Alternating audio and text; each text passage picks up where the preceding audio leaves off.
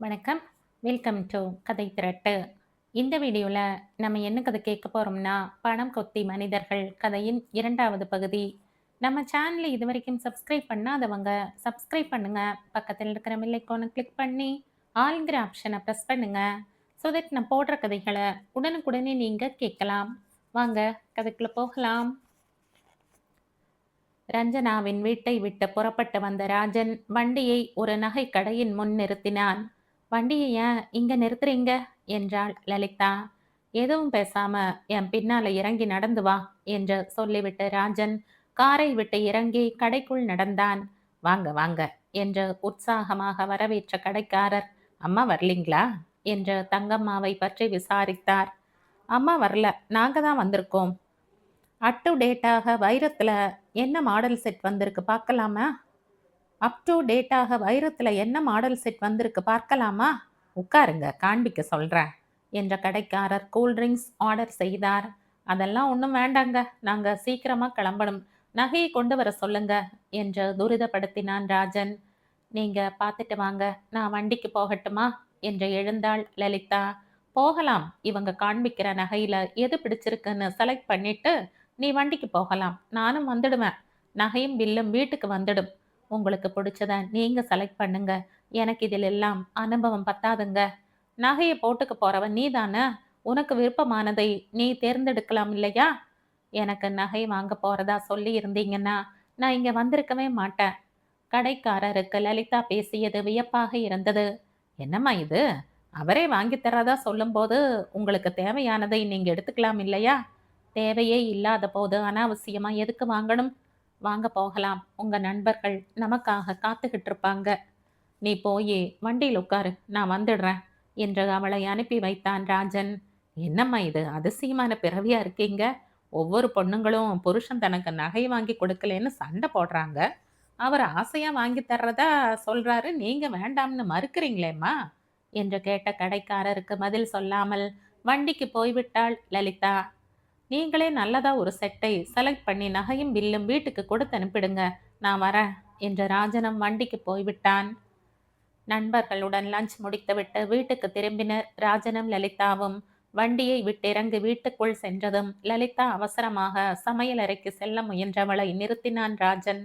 லலிதா, நீ உன் மனசுல என்னதான் நினைச்சுக்கிட்டு இருக்க? நான் உங்க மனைவி, இந்த வீட்டோட மருமகள். இதை தவிர வேற என்ன நினைப்பு எனக்கு இருக்க போகுது? அவமானம், எனக்கு பெருத்த அவமானம். ஆமா, நீ என்னை கல்யாணம் செய்துக்க விருப்பத்தோட சம்மதிச்சியா, இல்ல பெரியவங்க நிர்பந்தத்துக்காக ஒப்புத்துக்கிட்டயா? திடீர்னு உங்களுக்கு ஏன் இப்படி ஒரு சந்தேகம்? என்னோட மனசுல எத்தனையோ விதமான ஆசைகள், கொள்கைகள் உருவாக்கி வச்சிருக்கேன்.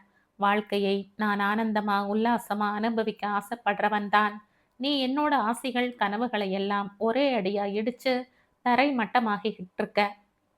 நகையிலும் பட்டு புடவையிலும் தான் வாழ்க்கையும் இன்பமும் இருக்குன்னு நினைக்கிறவள் இல்ல நான். விலை மதிக்க முடியாத உங்க அன்பும் அத்தையோட பாசமும் இந்த குடும்பத்தோட உறவுகளும் தான் வாழ்க்கைன்னு போற்றுகிறவள் நான். நீங்க என்னை புரிஞ்சுக்குவீங்கன்னு நினைக்கிறேன். எனக்கு உன்னோட போக்கும் செயலும் அடியோட பிடிக்கல. நீ என்னை அவமதிக்கிற, என்னோட ஆசைகளை நிராகரிக்கிற. நீங்க வாங்கி கொடுக்கிற நகையை நான் ஏத்துக்கிட்டா மட்டுமே உங்க மேல அன்பும் பாசமும் மரியாதையும் இருக்கிறதா திருப்தி அடைவீங்க இல்லையா?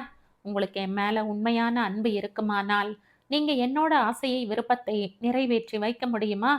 உன்னோட விருப்பம்தான் என்ன? நான் விரும்பி கொடுப்பதை நீ விரும்பி ஏத்துக்கலைனாலும் பரவாயில்ல. நீ விரும்பி கேட்கறதை நான் தர தயாரா இருக்கேன், சொல்லு. எனக்கு நீங்க வாங்கி கொடுக்க விரும்பிய நகையின் விலை என்னவா இருக்கலாம்? அதிகபட்சமா போனா 50,000, 1,00,000ஆகவும் இருக்கலாம். 50,000, 1,00,000 ரூபாய் செலவுல எனக்கு இப்ப அன்பளிப்பு தேவைதானா? கையில பணம் இல்லாத நிலையில கல்யாண வயசை தாண்டியும் கழுத்துல தாலி ஏற முடியாம கலங்கி நிக்கிற பொண்ணுக்கு உதவி, அவள் கண்ணீரை துடைக்க முயற்சிக்கலாமே. ஒரு பொண்ணுக்கு வாழ்வு கிடைக்கும். அந்த பொண்ணுக்கு வாழ்வு கொடுத்தோம்ங்கிற மகிழ்வும் நிறைவும் நமக்கு கிடைக்கும். லலிதா, உன் கொள்கையை நான் மதிக்கிறேன்.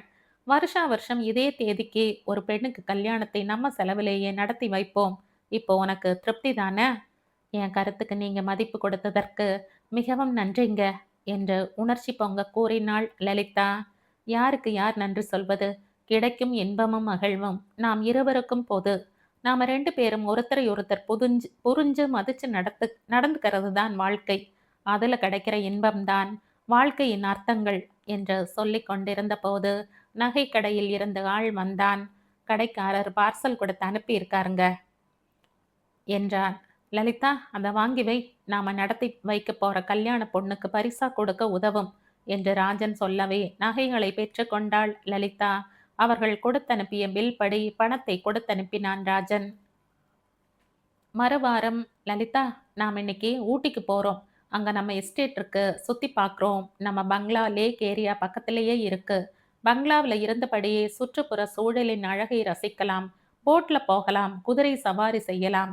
எத்தனையோ வகையான வண்ண மலர்கள் கண்காட்சியா வச்சிருப்பாங்க. பசுமை காட்சிகள், இதையெல்லாம் நீ பார்த்திருக்கையா? இது வரைக்கும் பார்த்ததில்லைங்க. சரி, இப்ப பார்க்க போறோம். கார் ரெடி பண்ண சொல்லிட்டேன். ஒரு வாரம் தங்குறாப்ல உனக்கு தேவையானதை எடுத்து வச்சுக்கோ. ஊட்டி போறத பத்தி என்கிட்ட நீங்க சொல்லவே இல்ல. இப்ப சொல்லிட்டேன்ல, சீக்கிரம் புறப்படு. லலிதா சற்று தயங்கியவாறே, ஊட்டிக்கு இப்ப போய்த்தான் ஆகணுமா? இப்ப போகாம பின்ன எப்ப போறதாம்? என் மனசுல ஒரு ஆசை. அனுமதி கொடுத்தீங்கன்னா. உன் மனசுல கூட ஆசையா? ஊட்டி போக வேண்டாம், காஷ்மீர் போகலாம்னு நினைக்கிறையா? சொல்லு, ஏற்பாடு பண்ணிடுவோம். ஊட்டியோ காஷ்மீரோ எதுவானாலும் இன்னும் 3 மாசத்துக்கு அப்பால போகலாம் இல்லையா? 3 மாசமா? அது என்ன கணக்கு? என்னோட படிப்பு கடைசி வருஷம் நீங்க அனுமதி கொடுத்தீங்கன்னா படிப்பை முடிச்சு பட்டம் வாங்கிடலாம்னு ஆசைப்படுறேன். வாழ்க்கையை அனுபவிக்க வேண்டிய இந்த நேரத்துல படிப்பை கொண்டு வந்து குழப்பறையே லலிதா. படிப்பு முடிஞ்சு போன கதை. வாழ்க்கையை காலமெல்லாம் அனுபவிக்கலாம். ஆனா படிப்பு காலத்தை படிச்சு முடிக்க வேண்டியது. சற்று கோபமாக, கல்யாணத்தின் போது யாரும் இந்த கண்டிஷன் பத்தி எதுவும் சொல்லவே இல்லையே. இது கண்டிஷன் இல்லைங்க, வேண்டுகோள். உங்க அனுமதி கிடைச்சாதான் படிப்பை தொடர போறேன். இல்லனா நிறைவேறாம போற எத்தனையோ ஆசைகளோட இதுவும் ஒன்னா மனசுக்குள்ளேயே வச்சு புதைச்சிடுவேன். மிகவும் அன்புடனும் கனிவுடனும், லலிதா, உன்னோட மனசுல என்னென்ன ஆசைகள் உண்டோ அதையெல்லாம் என்கிட்ட மனசை விட்டு சொல்லு, நான் நிறைவேற்றி வைக்கிறேன். ராஜு அப்படி சொல்லவும் மிகுந்த உற்சாகத்துடன், முதல்ல என்னோட படிப்பு முடியணும். ஆ, அப்புறம் படிச்சு பட்டம் வாங்கி நல்ல வேலையா தேடிக்கணும். முதல்ல உன் விருப்பப்படி படிப்பை முடிச்சுக்கோ. வேலையை பத்தி அப்புறமா முடிவெடுக்கலாம். திருப்தி தானே? ரொம்ப சந்தோஷங்க. உங்க அனுமதி கிடைச்சிட்டது. அத்தை கிட்ட அனுமதி வாங்கிக்கிறேன். இந்த விஷயத்துல அம்மா அனுமதி கிடைக்கிறது அத்தனை சுலபம் இல்ல. அத நான் பாத்துக்கிறேன். நாளையிலிருந்து நீ கல்லூரி வாழ்க்கையை தொடரலாம். வண்டியை உன் தேவைக்கு விட்டுடுறேன். எனக்கு கார் வேண்டாங்க. படிப்பு முடியிற வரைக்கும் நான் அம்மா வீட்லயே தங்கி முன்னை போலவே தொடர்ந்து படிக்கிறேங்க. அதுக்கு நிச்சயமா அம்மாவோட அனுமதி கிடைக்காது. உனக்கு படிச்சு முடிக்கணுங்கிற ஆசை இருந்தா இந்த வீட்டு மருமகளாகவே, அதாவது அந்த அந்தஸ்திலேயே படிக்க போகலாம். என்னோட படிச்சவங்கெல்லாம் அதே அந்தஸ்துல இருக்கும்போது நான் மட்டும் எப்படிங்க உயர்ந்த நிலையில போக முடியும்? லலிதா, உன்னோட கருத்து உயர்வானதுதான். அதுக்காக என்னால எல்லாரையும் உன் நிலைக்கு கொண்டு வர முடியுமா? நீ பழைய நிலைக்கு மாறணுங்கிறத நிச்சயமா ஒத்துக்க முடியாது. அதை நான் விரும்பவும் மாட்டேன். நிதானமா சிந்திச்சு ஒரு முடிவுக்கு வா. நான் என்னோட ஏமாற்றத்தை மறக்க எங்கேயாவது வெளியில போயிட்டு வரேன் என்று சொல்லிவிட்டு ராஜன் வெளியே புறப்பட்டு சென்று விட்டான். காலை நேரம். ராஜனின் பங்களா வாசலில் கார் நிற்கிறது. லலிதா கல்லூரி செல்வதற்காக தோளில் பையுடன் வந்து வண்டியில் ஏறினாள். கூடவே தங்கம்மா வந்து லலிதாவை வழி அனுப்பி வைத்தாள். போயிட்டு வர அத்தை. ஜாக்கிரதையா போயிட்டு வாமா என்று வழி அனுப்பி வைத்துவிட்டு உள்ளே போனாள். கார் புறப்பட்டு செல்வதையும் தங்கம்மா வழி அனுப்பி வைத்ததையும் தங்களது அறையில் இருந்த ஜன்னல் வழியாக பார்த்து கொண்டிருந்தனர் சந்தானமும் சுசீலாவும். என்னங்க இது அநியாயம்? கல்யாணமாகி வீட்டுக்கு வந்த பொண்ண வீட்டோட அடங்கிக்கிடன்னு சொல்லாம வழி அனுப்பி வைக்கிறத பாருங்களேன் என்று அங்கலாய்த்தாள் சுசீலா. அம்மாவுக்கும் ஏன் தான் இப்படி புத்தி போகுதோ? மிராசு வீட்டு மானம் காத்துல பறக்குது. காத்துல பறக்கல, கார்ல பறக்குது. இந்த பொண்ணுக்கு புத்தி ஏன் தான் இப்படி தடுமாறி போச்சோ? இவன் வயசு பொண்ணுக வாழ்க்கையை எப்படி சந்தோஷமா அனுபவிக்க தவிக்கிறாங்க. இளவரசன் மாதிரி புருஷன் கிடைச்சிருந்தோ புத்தக மொட்டைய சுமந்துகிட்டு தெரியறாளே.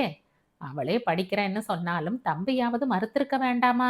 அதை விட்டுட்டு ராத்திரி எல்லாம் கண் விழிச்சு பாடம் சொல்லி கொடுத்துட்டு இருக்கான். இப்ப 2 நாளா தம்பியோட நடமாட்டத்தையே காணாமே. வெளியூர் எங்கேயும் போயிருக்கிறாரோ? நண்பர்களோட சுற்றுலா போறதா சொல்லிட்டு போயிட்டான். அழகா இந்த பொண்ணும் போயிருக்கலாம் இல்லையா? கல்யாணமாகி இத்தனை நாளைக்கும் அவங்க 2 பேருமா சேர்ந்து எங்கேயும் போகலையே. நான் கூட ராஜங்கிட்ட கேட்டேன். நீ மட்டும் ஊர் சுத்திக்கிட்டு இருக்கையே, லலிதாவையும் கூட்டிட்டு போக கூடாதான்னு கேட்டேன். அவ தான் படிக்க புறப்பட்டுட்டாளே. அவ கூட எப்படி போக முடியும் நான்? அவளுக்கு பரீட்சை முடிஞ்சதும் லீவ்ல போக போறதா சொன்னான். அதிர்ஷ்டம் கெட்ட பொண்ணு. கையில கிடைச்ச வைரத்தை தூக்கி எறிஞ்சிட்டு கண்ணுக்கு தெரியாத கூழாங்கல்ல தேடி அலையறா. அவளுக்கு கொடுத்து வச்சது அவ்வளவுதான். அது போகட்டும் விடுங்க. எங்க சித்தி பொண்ணு கல்யாணத்துக்கு கல்கத்தா போக ஃப்ளைட் டிக்கெட்டுக்கு ஏற்பாடு பண்ணிட்டீங்களா? ஏஜென்ட்டுக்கு ஃபோன் பண்ணி சொல்லிட்டனே.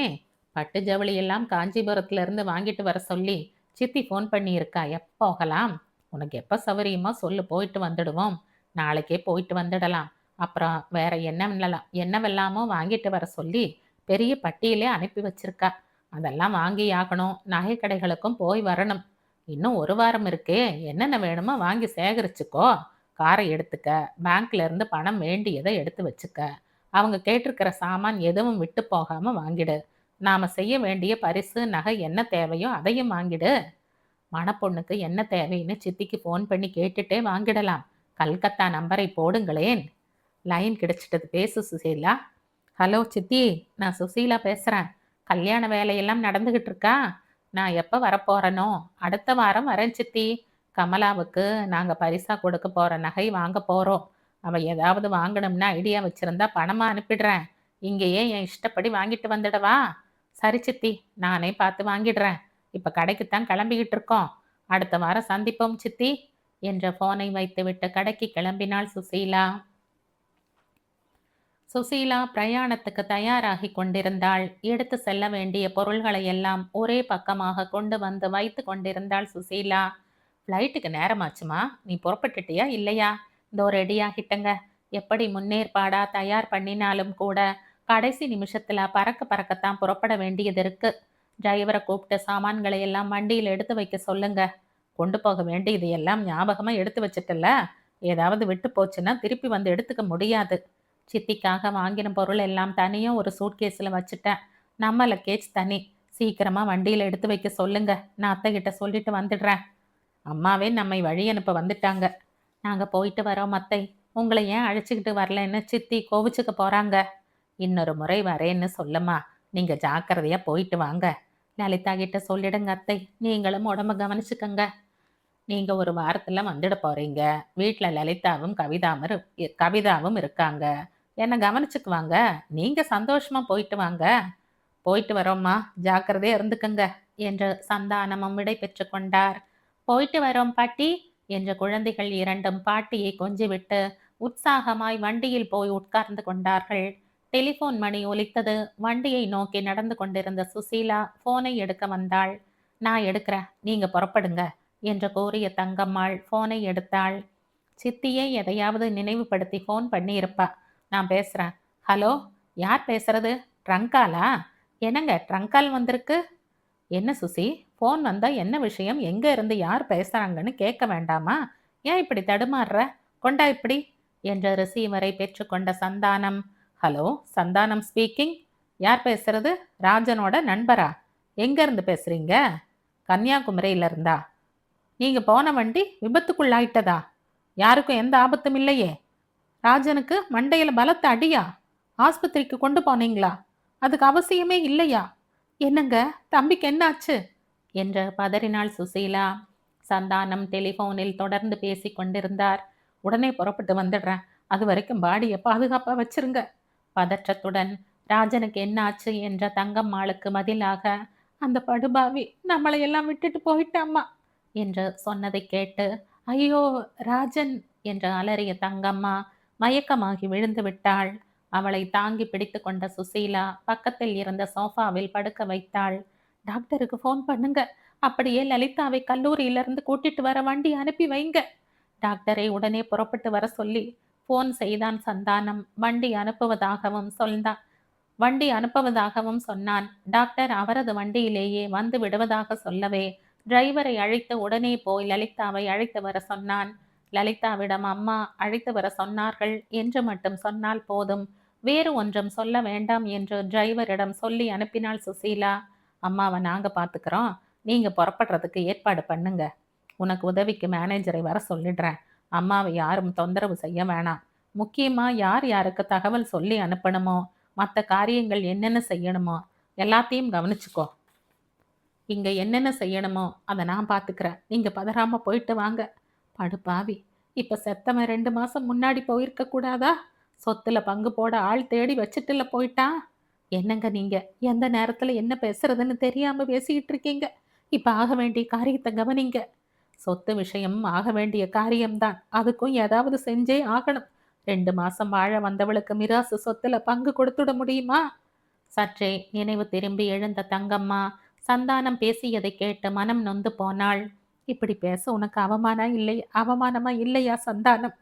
வளர வேண்டிய குருத்து அழிஞ்சு போச்சேன்னு உன் மனசு துடிக்க வேண்டாமா? அம்மா, நீங்க? திகைத்து போனான் சந்தானம். நினைவு திரும்பாமலே ராஜன் போன இடத்துக்கே நானும் போய் சேர்ந்திருக்கலாம். உன்னுடைய குரூரமான அற்பத்தனமான மனசை தெரிஞ்சுக்காமலே நானும் போய் சேர்ந்திருக்கலாம். என் பங்கு சொத்தையும் சேர்த்து நீங்க எடுத்துக்கலாம். அத்தை, நீங்க அமைதியா இருங்க அத்தை. அவர் ஏதோ தெரியாம பேசிட்டாரு.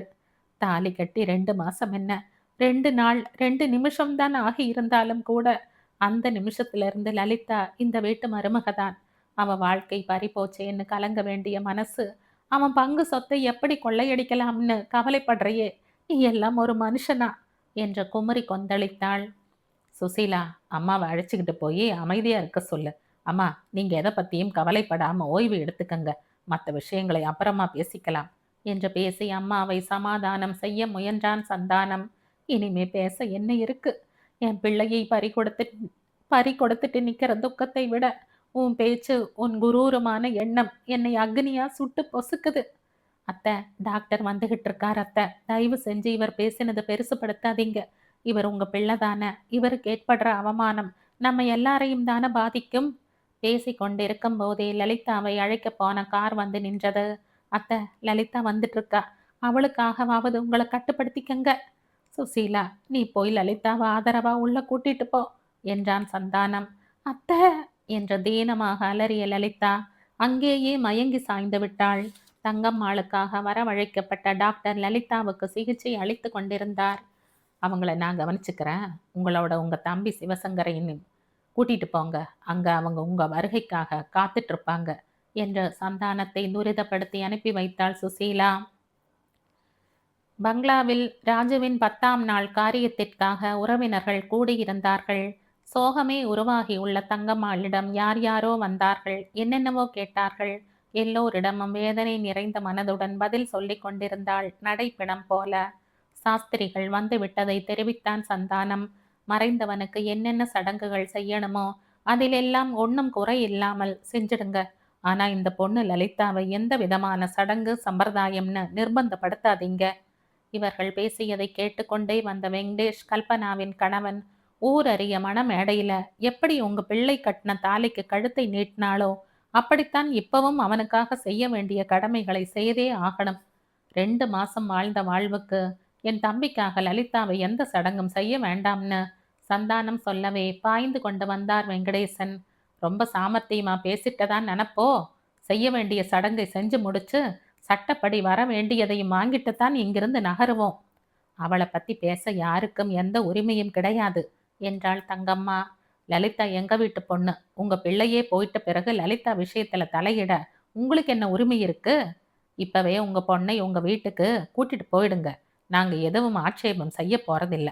வேணும்னா 5000மோ 10,000மோ செலவுக்கு பணம் கொடுத்து அனுப்புறோம் என்றார் சந்தானம். என்ன பிச்சையா போடுறீங்க?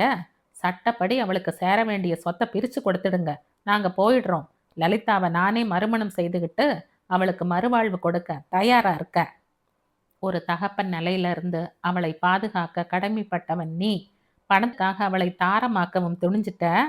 நான் பெத்த பிள்ளையோ கூட பிறந்தவன் போயிட்டானேங்கிற தவிப்போ துடிப்போ இல்லாம சொத்து பறி போகாம இருக்க தம்பியோட சாவு பந்தல்லையே தம்பி மனைவிக்கு மணமேடை அமைக்க தொடிச்சுக்கிட்டு இருக்கா. பணம் கொத்தி கழுகுகளான உங்ககிட்ட இருந்து லலிதாவை விடுவிக்க நான் ஒரு முடிவுக்கு வந்துட்டேன். லலிதா என் மருமக இல்லை என்ற தங்கம்மாள் பேசி முடிக்கும் முன்பாகவே குறுக்கிட்டான் வெங்கடேஷ். இப்படி சொன்னா விட்டுடுவோமா? கோர்ட்டு சட்டம் எதுக்கு இருக்கு? சட்டப்படி லலிதாவை என் மகளா ஸ்வீகாரம் எடுத்துக்க போற. அவள் விரும்புகிறவரை அவளை படிக்க வைப்பேன். அவ விரும்பியவருக்கே அவளை திருமணம் செய்து கொடுத்து என் பங்கு சொத்துக்களை அவளுக்கே உரிமையாக்கி விடுவேன் என்று ஆவேசமாக பேசினாள் தங்கம்மா. அத்தை, என்னை மன்னிச்சிடுங்க. நான் உங்க மகளா மாற விரும்பல. என்னைக்கும் உங்க மருமகளாகவே வாழ விரும்புறேன். எனக்கு இந்த குடும்பத்து சொத்து எதுவும் வேண்டாம். நான் படிச்சிருக்கேன். என் படிப்பு எனக்கு சோறு போடும். திடுக்கிட்டாள் தங்கம்மா. லலிதா, அத்தை, உங்க பிள்ளை விலை மதிக்க முடியாத சொத்து ஒன்னை எனக்கு வழங்கிட்டு போயிருக்காரு. அவரோட வாரிசு என் வயித்துல உருவாகி இருக்கு. வேதனை கலந்த மகிழ்வுடன் தங்கம்மா, லலிதா என்றவள் லலிதாவின் கரங்களை இறுக பற்றி கொண்டாள். லலிதா மேலும் தொடர்ந்தாள். அத்தை, என் வயித்துல வளர்ற உங்க குடும்பத்து வாரிசை பெறுகின்ற மகிழ்வோடும் உங்கள் பிள்ளையின் நினைவோடும் உங்கள் பாதுகாப்புடனும் உங்கள் நிழலில் வாழவே ஆசைப்படுகிறேன். அத்தை, நீங்கள் என்னோடு வந்து விடுங்கள். சுயநலம் பிடிச்ச இந்த கும்பல்ல இருந்து விலகி போய் வாழலாம். விரைவிலேயே ஒரு வேலையை தேடிக்கிறேன். அதுல கிடைக்கிற வருமானத்துல நாம அமைதியா வாழலாம் அத்தை என்ற தங்கம்மாளின் கைகளுக்குள் சுருண்டு விட்டாள் லலிதா. தங்கம்மாள் என்ன முடிவெடுக்கப் போகிறாளோ என்று பண வெறி பிடித்த உறவுகள் அவள் சொல்லப் போகும் பதிலை எதிர்நோக்கி நிற்கிறார்கள். இந்த சுயநலம் பிடிச்ச கும்பல்ல இருந்து நாம விலகி போயிடலாம் லலிதா என்று சொல்லவே லலிதா பணிவோடு தங்கம்மாளின் பாதங்களை சரணடைந்தாள். அன்போடும் ஆதரவோடும் லலிதாவை தன் தோள்களில் சாய்த்து கொண்டாள் தங்கம்மா. பணம் கொத்தி கழுகுகள் திகைத்து நின்றன.